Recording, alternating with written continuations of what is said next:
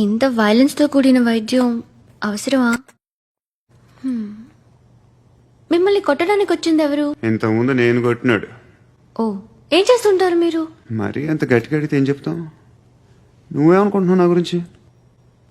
అంటే బహుశా గ్రాడ్యుయేషన్ అయిపోయి జాబ్ ట్రయల్స్ చేస్తూ ఖాళీగా ఉంటూ ఏం చేయాలో తెలియక మనసులో ఏమనుకుంటున్నావు డైరెక్ట్గా చెప్పే. పని పాట లేని పోకిరి అనుకుంటా. కరెక్ట్, మనం అదే. ఖాళీగా ఉండే బదులు ఏదైనా పని చేసుకోవచ్చుగా. ఖాళీగా ఎవడన్నాడు? డబ్బులు ఇస్తే ఏమైనా చేస్తా. ఏదైనా అంటే? ఇప్పుడు నీకోసం డాక్టర్ గారిని ఫ్రీగా కూర్చాను కదా, మామూలుగా అయితే డబ్బులు తీసుకుని వస్తాను. ఎందుకలా? Self employment.